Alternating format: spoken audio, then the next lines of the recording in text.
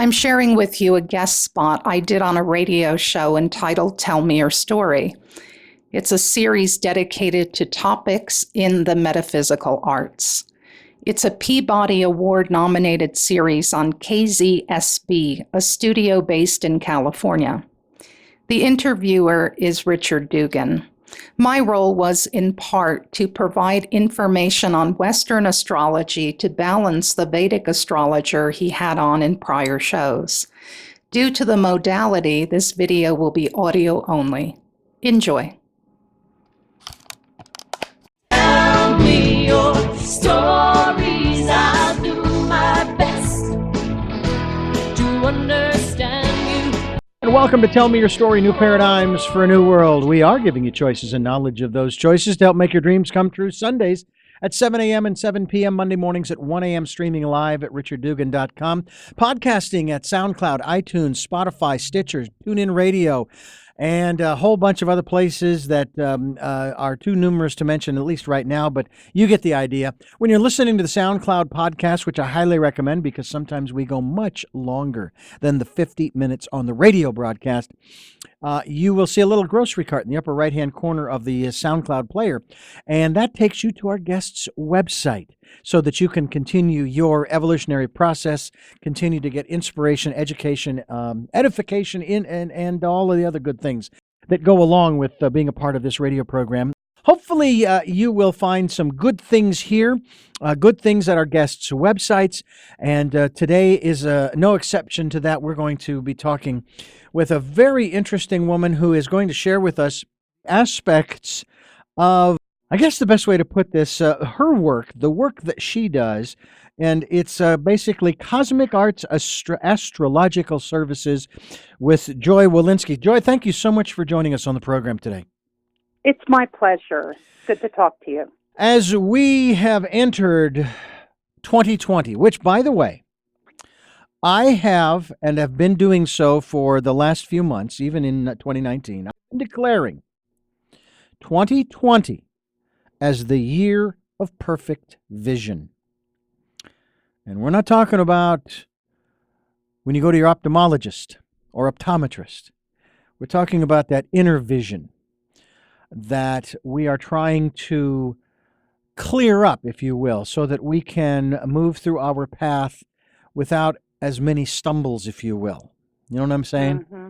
Yeah, and I do. think that you are going to be able to help us to do some of that here.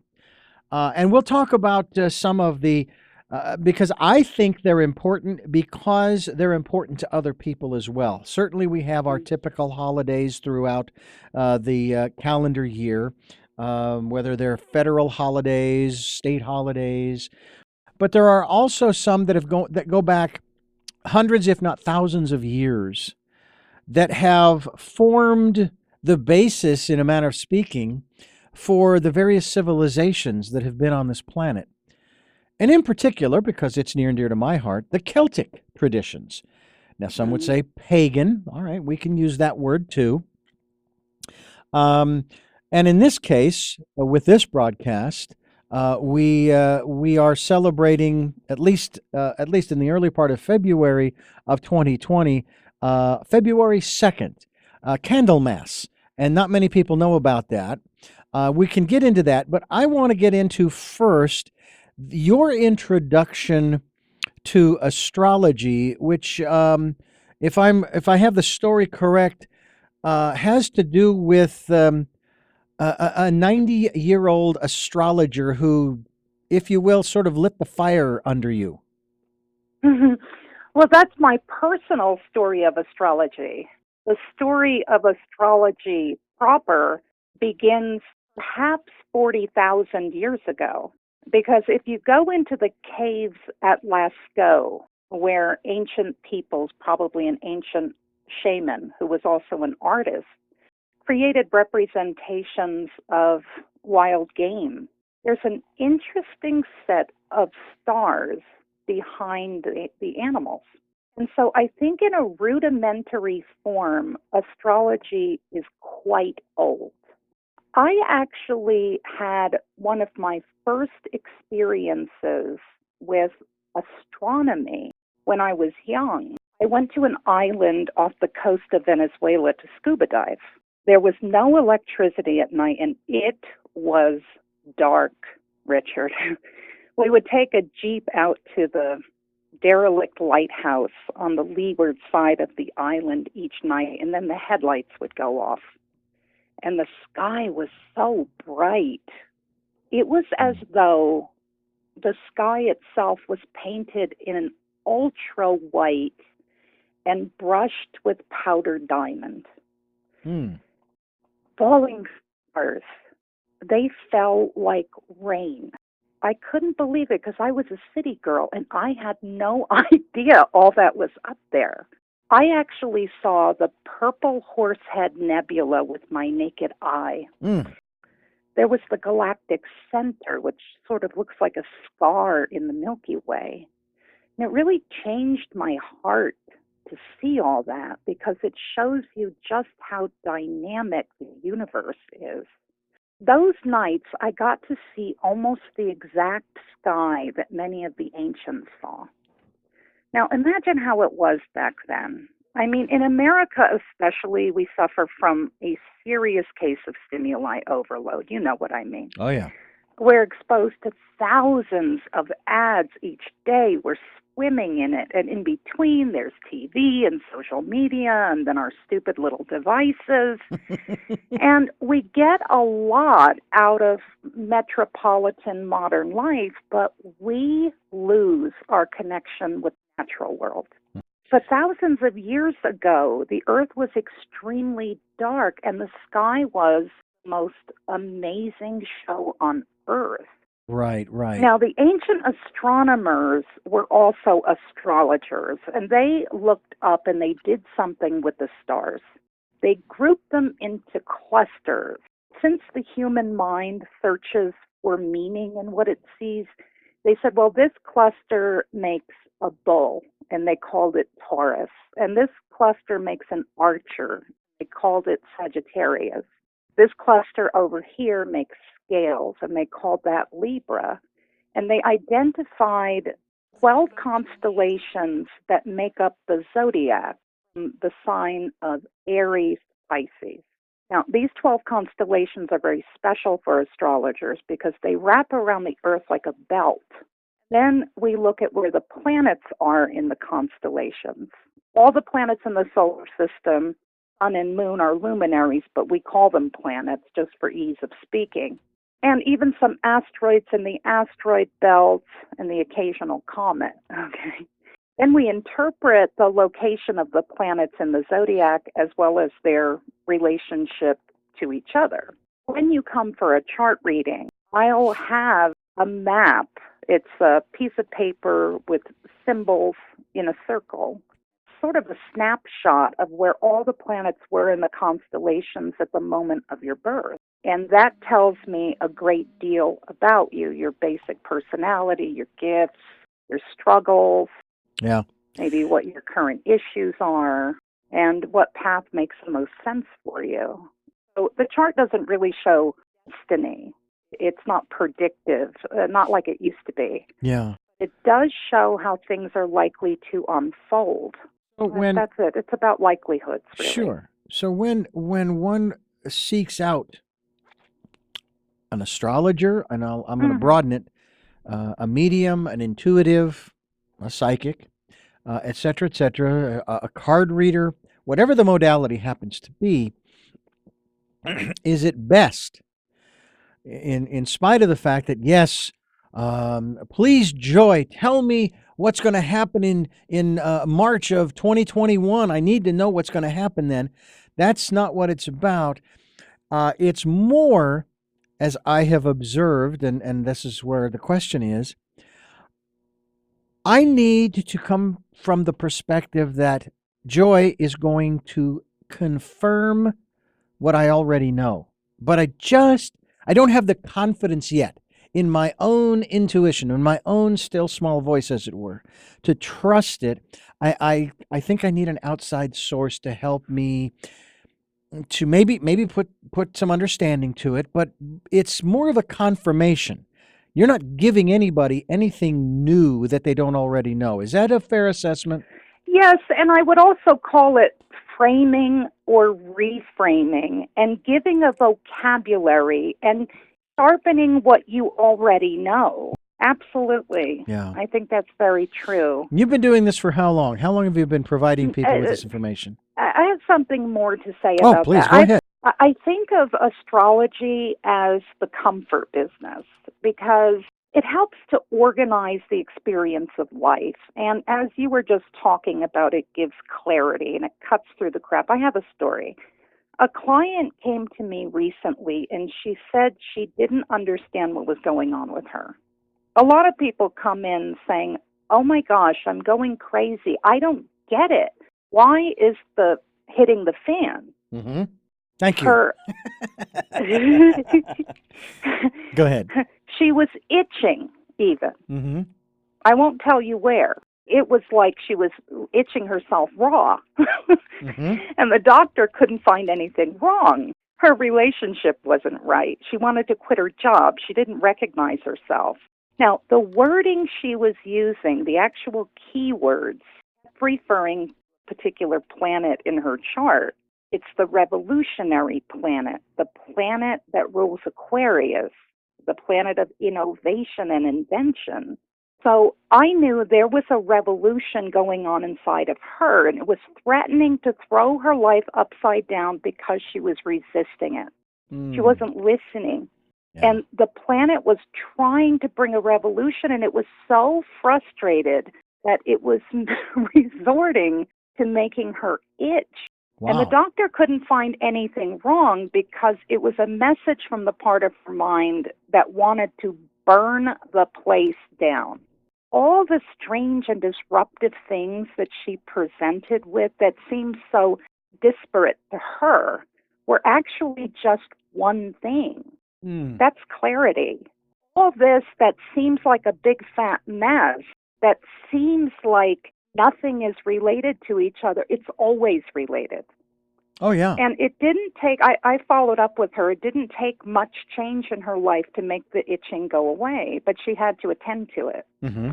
Anyway, so astrology gets down to the bottom of it, comfort organization. I have, it's been interesting. There was a time when I was seeing this one gal in Phoenix, a tarot card reader, and I actually was going there. Okay, I need information, and then the longer I saw her, the more often I went to see her. I began to make that transition from give me something I don't know to confirm for me what I already know, until I got to a point where I don't have necessarily the desire. Now, my wife every once in a while likes to do it. She finds it fun more than anything else, but also informative. But now it's, for me, it's like I almost don't care whether I get confirmation. I'm actually to the point now where I just want to enjoy the ride. Surprise me. And of course, it ain't hard to do because there's no such thing as certainty in this world. Absolutely none. And then there's also another part of this. I came up with the 2 C's. Now, one of the C's has to do with what we do on this program, providing people with choices, which is also the title of my book. And the other is the one constant in the universe that people have been brainwashed into believing is bad. We need to fear it. We need to do everything we can to stop it. Yes, is change. And yet you made an interesting observation from astronomy, and I use this as my example. When you look through the Hubble telescope, or in your case, through the naked eye, and you look at the cosmos whirling around and things smashing into one another and things exploding and things spinning and whirling and on and on and on and on, our reaction is, wow, ooh, that's pretty neat. It's kind of like watching fireworks, right? And on the microcosmic level, kind of the same reaction when we're watching subatomic particles move about. And I personally, even as a kid, when I started learning about this stuff in school, in biology, about the molecules and the protons, electrons, and the neutrons and nucleus and all this kind of stuff. I'm going, that looks an awful lot like the spinning planets around the sun. Okay. And, and of course, people, no, Richard, you're mixing metaphors. And I'm thinking, No. because there's as above, That's so below. exactly what it looks like. Exactly. So, but we look at that also as, wow, pretty cool. But at this level, you and I were talking, I'm looking at my screen, a microphone in front of me. It ain't ooh and ah, it's oh my God, or woohoo. I mean, we're just, it's one extreme or the other. And it's like, I've begun the process of saying, you know what? It's no different than the macro or the microcosmic world. Okay, but that's easy for you to say. That's what someone said to me not too long ago. Hold on. I have some experience with personality types because I'm an astrologer. I love change. I'm right on board with you, but there are certain signs that, let's say the sign of the bull, Taurus. Someone comes in with quite a bit of Taurus in their chart, and they are spending all of their time trying to keep things from changing.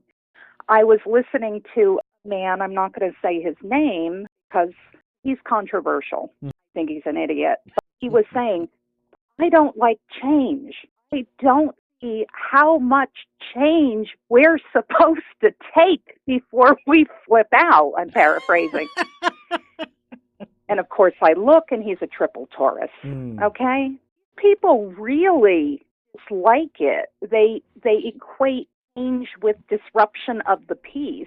I had a very close relationship with someone who was heavy Taurus, and if she thought that you were disrupting her peace, whether or not you actually were, but if she thought you were, talk about a bull in a china shop. I mean, doors were slamming, she was stomping. If she had been able to have smoke come out of her nose, she would have.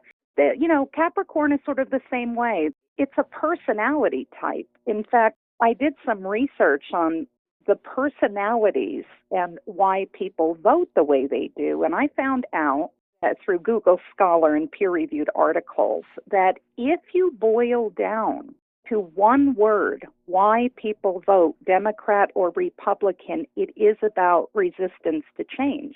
People who vote Democrat like change or welcome it, and people who vote Republican are trying to keep things from changing. Their interest in change is very low.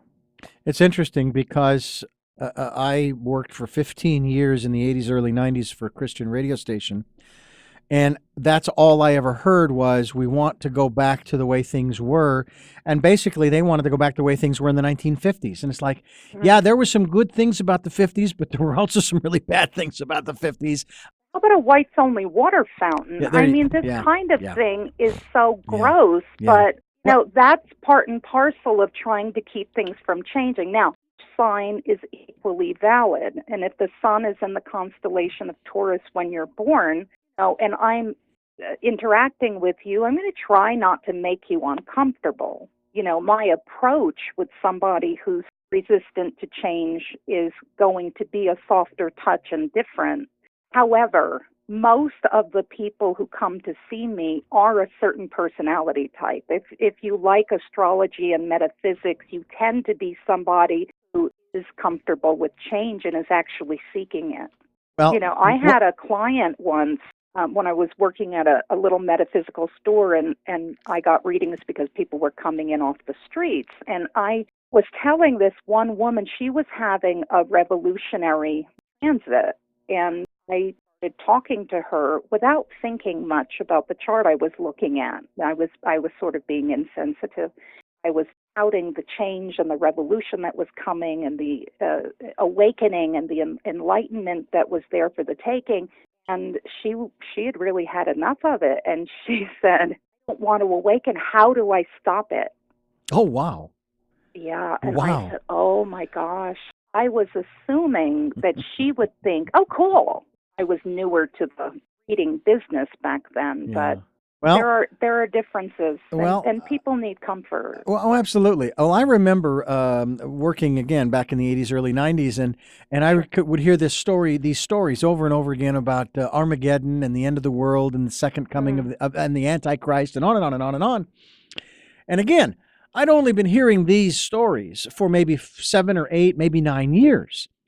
And I was getting bored with that story. So I actually, I said, is there any way that I can assist in bringing about the conclusion of these stories you're telling? Is there any way that I can bring about the coming of the Antichrist, of the Battle of Armageddon, so that we can move on to the next part of the story, 1,000 years of peace? Okay? Because and again, I'd only been hearing that particular story for only a few years, and I was bored out of my mind. It's like, God, can you come up with something else? Yeah, and I kind of feel that way with people, as you've described, who are not wanting change. Now, this is what is so fascinating to me, especially in the news, when you hear the economic news. And it doesn't matter what the numbers are. The numbers are irrelevant because they could be fantastic, over-the-top numbers, okay? And the economists are still not happy. There's still fear, and usually the reports end with this phrase, ... in these uncertain times, to which I ask the question, could you tell me when was the last time we had certain times? Rhetorical question. The answer is never. And it's one of those aspects. Now, I show respect to the woman you're talking about who doesn't want the awakening, doesn't want the enlightenment, doesn't want the change because it causes an upheaval in her world, and she doesn't know how to deal with that or handle that. Well, that's exactly right, if I can jump in here, Go because ahead. the reasons that Taurus likes peace and doesn't like disruption is because it's a fixed earth sign. Really are limited in how many defenses they have when things change, how much they can pivot. I mean, it doesn't occur to them like it might occur to me to change on a dime. I mean, I have also some clients who are extremely what we call mutable, almost to a fault, where they never run out of ideas how to change and adapt with the flow of life. Yeah. You realize that, you realize why you would want to keep everything as it is as much as possible. And because the objective reality is that everything changes. I mean, we're changing as we talk here. Governments change, religions change, economic systems change, educational systems change. All of the institutions in our civilization change over You might say years. everything's in decay. Well, in decay, but also in construction.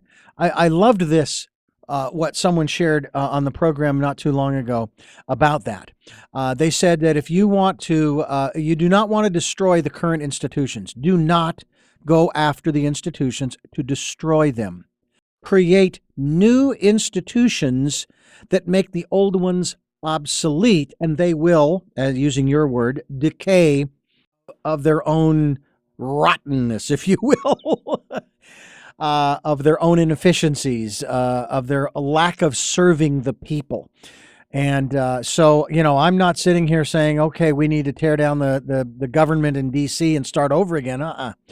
That has its own entropy, just like everything else does. I mean, we are in entropy, if I'm using that word correctly, as human beings. I mean, when we're born into this world, as the phrase has gone, we're born to die. As my father would say, eat, drink, and be merry in moderation, because nobody gets out of this world alive.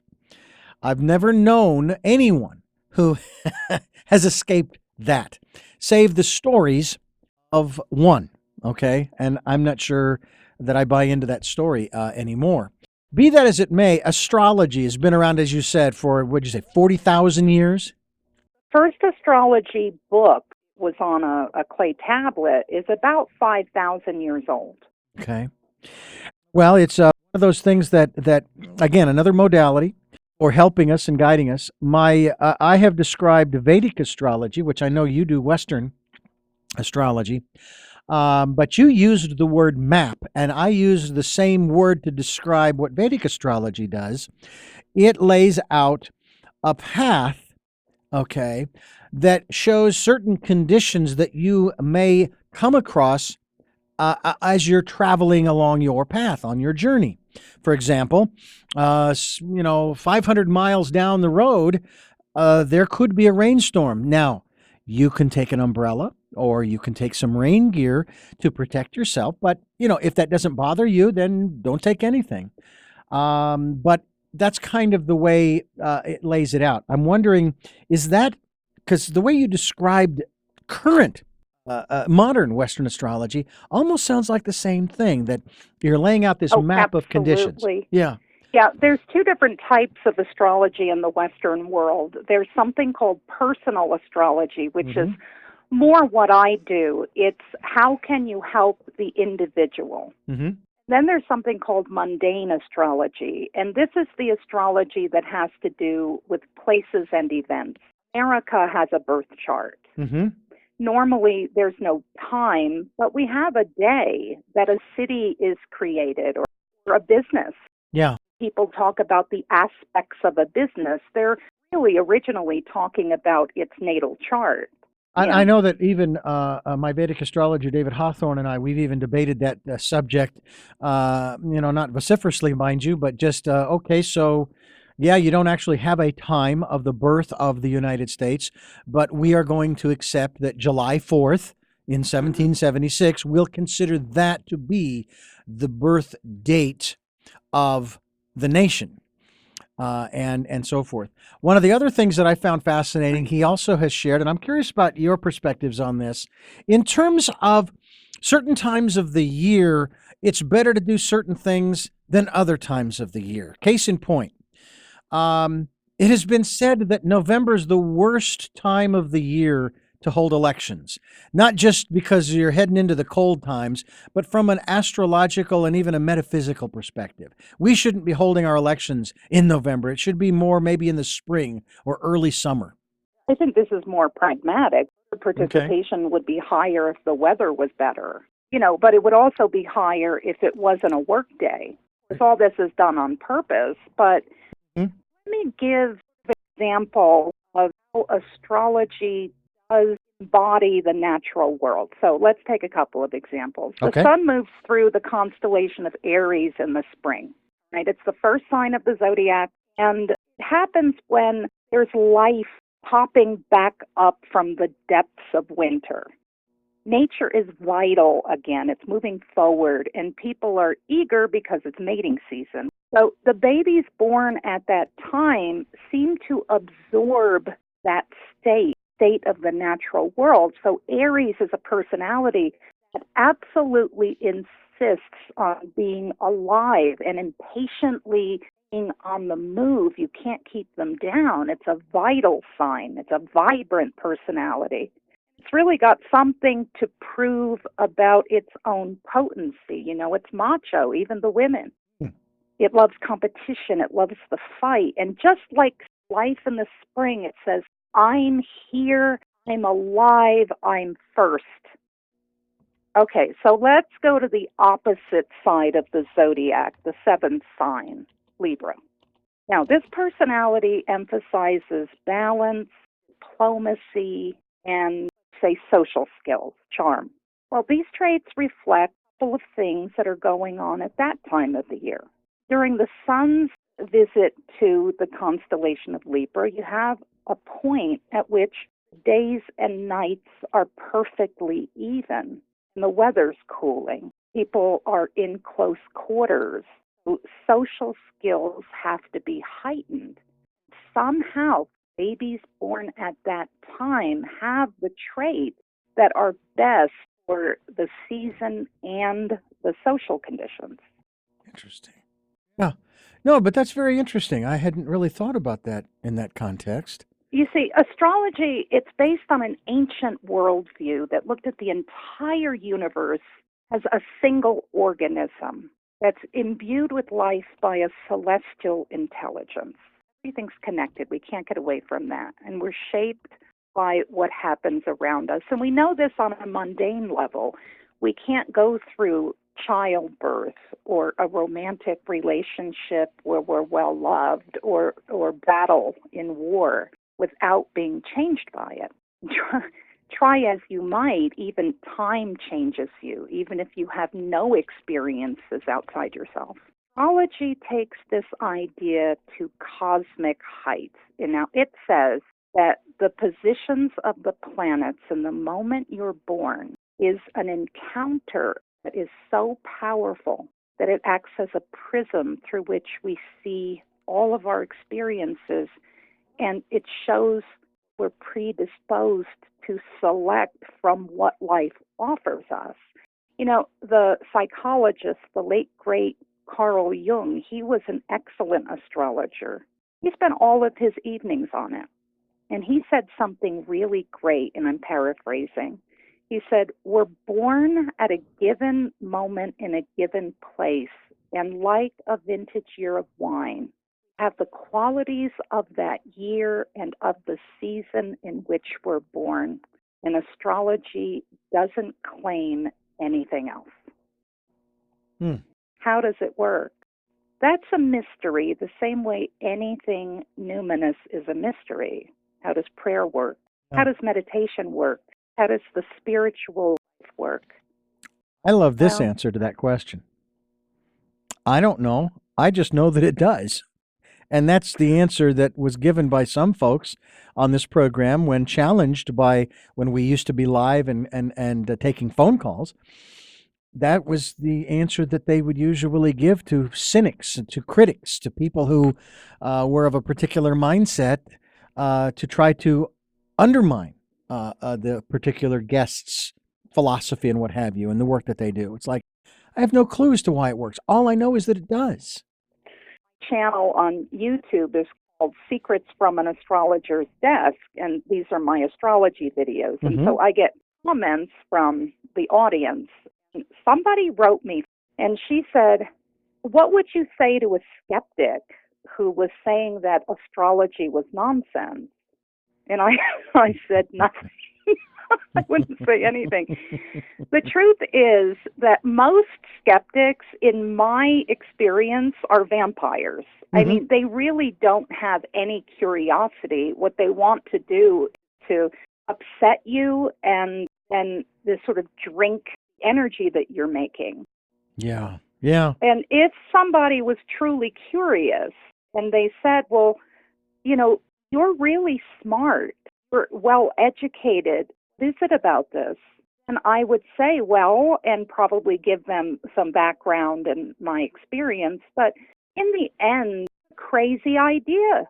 I mean, I have to admit that I have been doing this for 33 years, and I still sometimes, especially with the astrology cards, because I have a deck of cards that I use with one particular client because she has very specific questions and is sort of a hybrid between astrology and the tarot. And these cards are so accurate and the interpretations are so right on.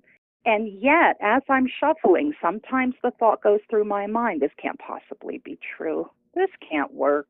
I mean, I still have a skeptical bone. The results that you get for this specific client are certainly beneficial to them, and ergo, you know, where's the problem? And it reminds me, before we go to break here, of Edgar Cayce, a staunch Christian who, regardless of his personal, conscious philosophical beliefs, he still did the channeling. And that's something that I've always been fascinated by. And when I would meet different people through this Christian station I worked for back in the 80s and early 90s, and I would hear some of their perspectives on life and the spirit world and this and that and the other thing, that was completely counter to the doctrine and dogma that they're supposed to believe, I'm thinking, well, maybe there's still hope for the world yet, because at least these people are willing to consider other possibilities, because look at the things that they're incorporating into their philosophy, regardless of what they're being told they're supposed to believe. Mhm. And I loved what one author, who was actually a musician, a Christian musician, his name was John Fisher, and he'd written this one particular book, and I was interviewing him, and he told me he was sitting in his writer's garret there in New England watching the fall leaves as they Oh, fell beautiful. and so forth and so on. And question came to him, which I thought was one of the most profound observations of self. He grew up in the Jesus movement of the 60s and 70s, all right? The question was, is what I believe what I've been told to believe, or what I have chosen to believe, what I believe, what I have come to understand? And I thought, and we had a conversation on that. And I thought, wow. It's the core. Yeah. Because there are people, like, let's go back to the skeptics, who are skeptical about astrology or God or metaphysics. But they're not skeptical about the person who told them that was garbage. Mm-hmm.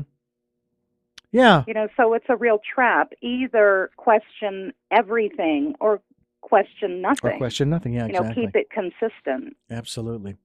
Yeah, It absolutely. seems to me that there are ideas that I have had since the beginning. Tabula rasa? I don't know. It's like there are some ideas I have that may even be counter to the ones my parents or my family have that are so old. Maybe I was born with them. Yeah. Who knows? It's entirely possible. We're going to continue our conversation with Joy Walensky, and we're going to talk about the work that she is doing. I'm going to give you some information here as we're talking. As we go to break, I want to let you know that the information that you can garner, she mentioned her channel on YouTube, the Cosmic Arts Astrological Services, that's on YouTube. She's also on Facebook. And the Facebook location, Cosmic Arts Astrological Services. We encourage you to go to either or both of those locations. I'm Richard Dugan. This is Tell Me Your Story, New Paradigms for a New World, and we'll be right back. Tell me your stories. I'll do my best to understand you. And welcome back to Tell Me Your Story, New Paradigms for a New World. I'm Richard Dugan, your host, and I'm here with Joy Walensky, and we're talking about the work that she does as an astrologer. I'm curious as to, is there any intuitive input you give to people who come to you, say, asking questions, or when you are giving them a reading? Any astrologer has to be a highly intuitive person. The level of synthesis that's required is just outrageous. If you don't have intuition, I don't see how you do it.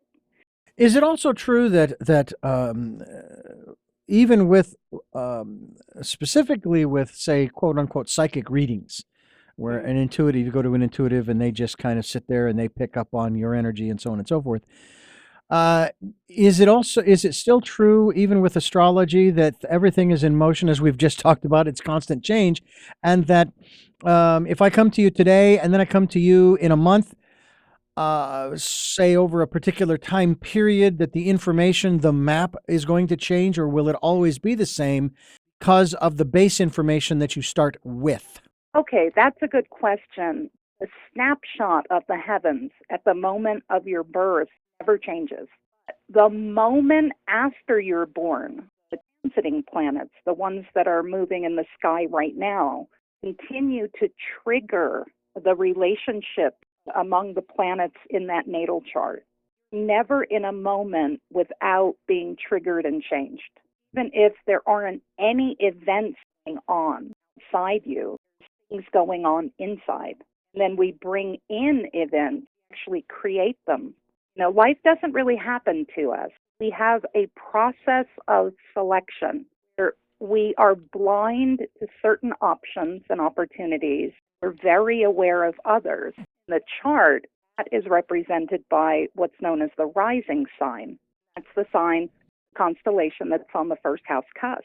And this is the main part of the chart that tells about that selection process, what we're blind to and what we see. See people sometimes who are like a lot of fun, right? Yeah. Why do they have such an interesting life, whereas the librarian down the street tends to work 9 to 5, go home and watch TV? Well, it's because the person who's a lot of fun is seeking out the fun. And they may be shirking responsibilities to bolster that fun. They may be delegating authority so that they can have the most fun. I was married to somebody like that. Always doing the fun stuff, and the grunt work got put on everybody else. X bias. Okay. No, I understand. No, so if the base is fixed because it's the snapshot at your birth, then would it stand to reason that if someone is going through that process of wanting to raise their consciousness, become more awake and aware, then that would be part of their chart, and all you would do is maybe you would be able to show them where and at what places along the way those events sort of took place. Because again, I want to go back to what you said earlier. This is not a predictive, I'm going to tell you what's going to happen to you tomorrow kind of thing. That's true. There was a time in history, through most of history, when life was a lot less complex than it is now. We're making it up as we go along in virtually every segment of society and every segment of our lives. It was easier to predict what was going to happen because not as many things could happen. For example, marriage was easier to predict at a time when you were either married or single, and it could only happen during a certain age range. Okay? Mm-hmm. Now there's cohabitation and domestic partnership contracts and serial monogamy and polyamory, and it can happen at any time in life for any reason and may or may not bring in property from the other person. So, yes, it's harder to predict a marriage now because planetary transits that would have predicted it 200 years ago, well, maybe they go down to the courthouse and they sign a cohabitation agreement now. Maybe that is what that transit is causing now, Mm-hmm. whereas in the past, it was either or. So Mm-hmm. just in general, we live in a time when the number of options we have about everything is just astounding. However, there is a certain to the chart. I define it as the natural unfolding process. Each part of the chart unfolds in a way that makes sense. The story of the person doesn't just change dramatically for no reason. Correct. While it isn't predictive, you can make bets based upon what the likely outcomes are going to be. For instance, okay, let's take something simple. You're born a Gemini. Well, you'll have a love of talking and of staying young and getting the story across because they're natural reporters and gathering information, and your life is going to unfold around themes of curiosity and learning and interacting and developing a social network. And that stays the same throughout life. You don't just wake up one day and you're emotionally intense and a secretive Scorpio with a life that unfolds surrounding issues of power and transformation. You know, each sun sign stays in its own lane for the duration. Every planet in the chart does that, and it has its own role and its own character. So things don't suddenly appear. If you're driving down the street, you'll be in one of 3 lanes. You don't suddenly find yourself in a helicopter. Not usually, no. Not usually, no. Although If you do, Richard, I want some of that. Send it to me. you and me both. And if that's the case, why bother with the helicopter? Why not just find yourself where you want to be at any given moment? For example, I'm sitting here doing this interview. I want to be in Ireland right now. Poof. And now you're all by yourself and wondering where he went. I have had those fantasies so many times. Wouldn't it be great just to teleport? And there are those, this a little far aside, There are those who do believe that that is entirely possible somewhere down the road.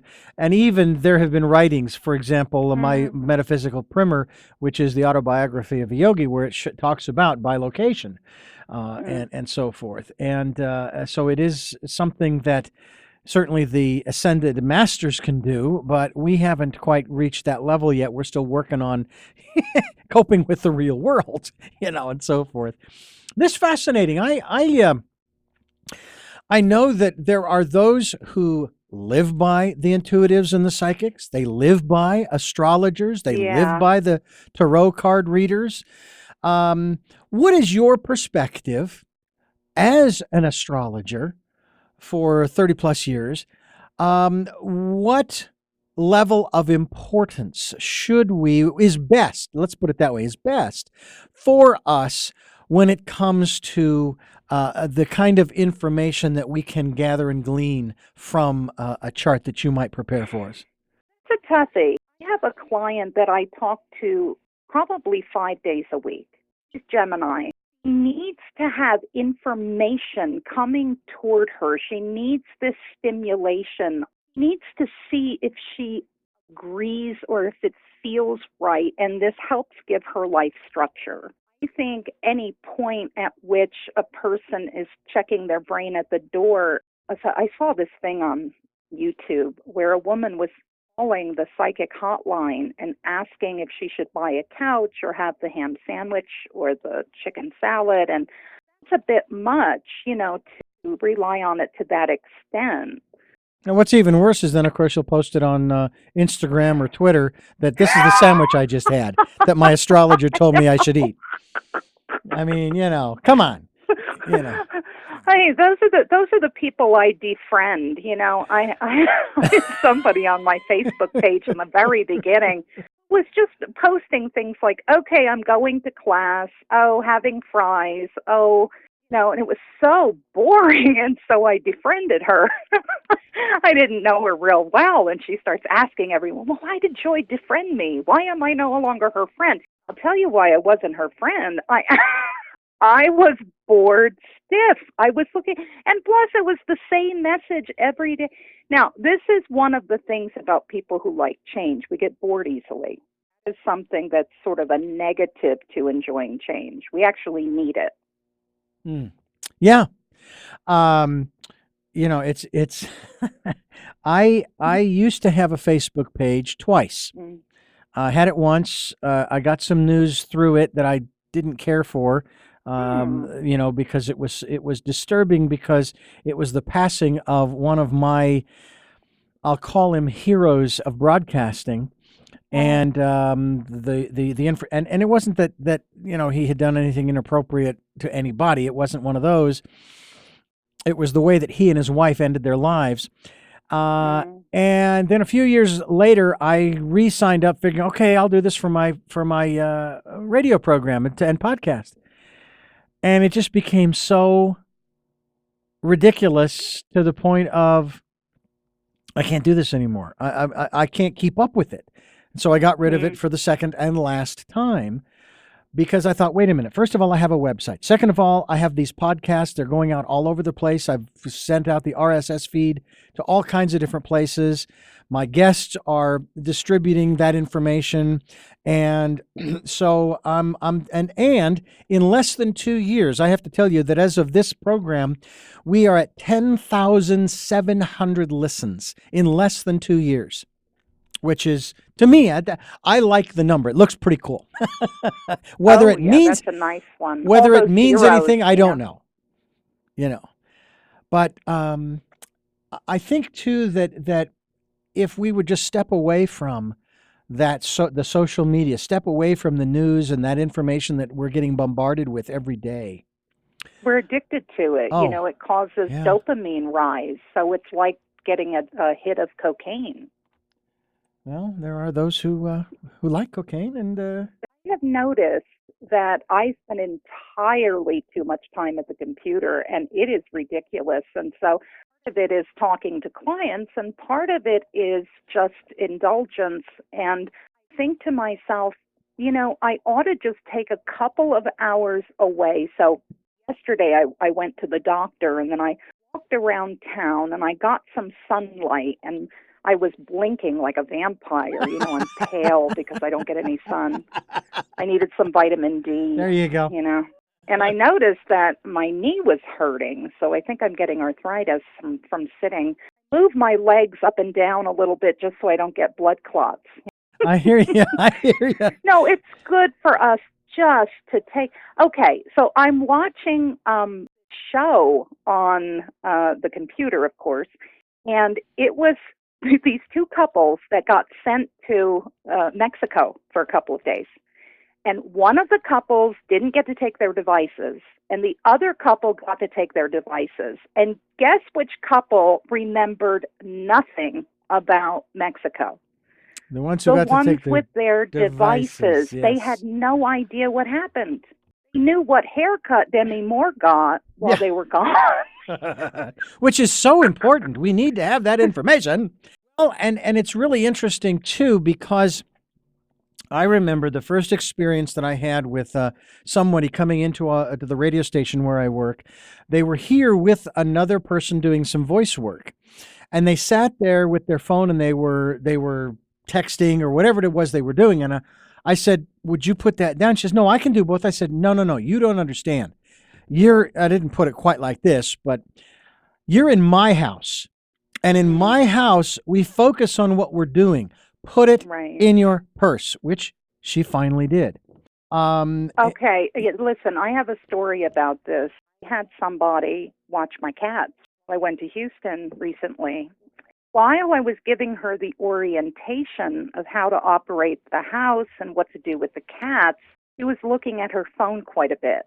Ooh. And at one point I said, well, let me have your phone. And she said, no, I can do both. I'm a multitasker. You know what the actual percentage of super taskers is? 5%. Mm-hmm. 1 in 20 people can actually do two things at once. Everybody else is way overestimating their abilities. Well, when I came home, the entire house was full of mosquitoes because the point at which I told her, open the back door quickly, let the cat out, and put the door back because there's mosquitoes outside. She was looking at her phone. Mm-hmm. And so she got all bitten up. And when I got back 10 days later, I actually never saw her again because I think she got so bitten up and so tired of the mosquitoes that I literally have not seen her since. And it was because she was looking at her phone. She had left the door open for 3 hours. Mm-hmm. I find, And then that's when I thought, oh, that damn phone, Well, and again, we're going a far field, but I will just share one final thing with you on that note. Right. There are people, for example, who will spend $200, $300, $400, $500 on a ticket to a concert, someone they couldn't wait to see. And what are they doing? They're video recording it on their phone. They're watching their small little screen of the recording they're making of the artist that they paid $500 a ticket to see. And I just think, come on. How much do there's been a statistic, and this is also another sidebar, that every day on the planet, I believe it's in the neighborhood of multi-billions of pictures are taken that will never be seen again. When was the last time you went through your phone, your picture folder, your pics folder, to see what was there? I mean, I've got pics. A couple of days ago. Well, but I mean, all of them. But I've some got of some. them, yeah. Yes, some of them I hadn't seen in years. Yeah. I scroll back and I have pictures there when we had overcast skies out at the marina, and I was walking on the breakwater. And I mean, I can see them now in my head because I remember that particular day when I was doing that. And great pictures. I really enjoy the memories. But who else has seen them? Nobody. Nobody else has seen them. And I never put anything like that up on Facebook. That was the other thing too about Facebook. I never liked anything on Facebook. I didn't want to get, and I never friended anybody I did not know. Never. I just wouldn't do it. And one of the things I think that tends to be the tip, especially for women. That tends to be the typical policy to not friend people you don't know. I had a buddy who went to dinner with his girlfriend. This guy walked up to him and said, "Hi." He didn't know who this guy was. He said, "Oh yeah, you friended me on Facebook." Okay, and he had no clue as to who this guy was. So yeah, there's some ups and downs in that regard. But again, I've also seen some incredible, great uses of social media. A medical doctor in New York, there was actually a documentary on Netflix about this, where there were people who would go to their doctors and they couldn't even get a diagnosis because the doctors couldn't figure out what it was. Well, this gal comes along and they agree to post their information up on social media this was through the New York Times website. And of course, this goes global. And all of a sudden, you're starting to get hits from people around the world who either have had this condition or are medical people who know of people who've had this condition. And I heard about this. Oh, and the one now, some of them were able not only to get a diagnosis, but even to get treatment towards a cure or relief. But what was really profound, there was one gal who got a diagnosis, couldn't figure out how to solve the problem. She didn't care. What she wanted was a diagnosis more than anything else. If they would just tell her what it was. Mm-hmm. And at least she got that. So obviously there are some good uses of social media, and I don't want to take that away from folks. But you do have to be careful.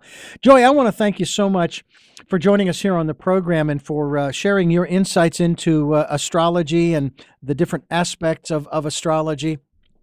And certainly, it was my pleasure, Richard. I appreciate the opportunity. We sure could go through the 12 signs of the zodiac to get characteristics thereof, but I think people can find a lot of that online. But they can also find you online, both at Facebook as well as on YouTube. And folks, the YouTube and Facebook are Cosmic Arts Astrological Services. And that's right, services. Now, how often do you post a video? Once a week? Once every 2 weeks on average. Okay. And the information contained in those videos is of what nature? Because obviously you're not giving readings for individuals. In fact, what I decided to do was create a sort of video textbook, because astrology is a topic that is very chaotically taught and learned. This is why I started the video series, which is called Secrets from an Astrologer's Desk, because there seem to be so many holes. I mean, there's no organized person who is starting from the beginning and going to the end. So I thought, okay, that's a niche I can fill. So I start with the most basic, and I'm an astrology teacher.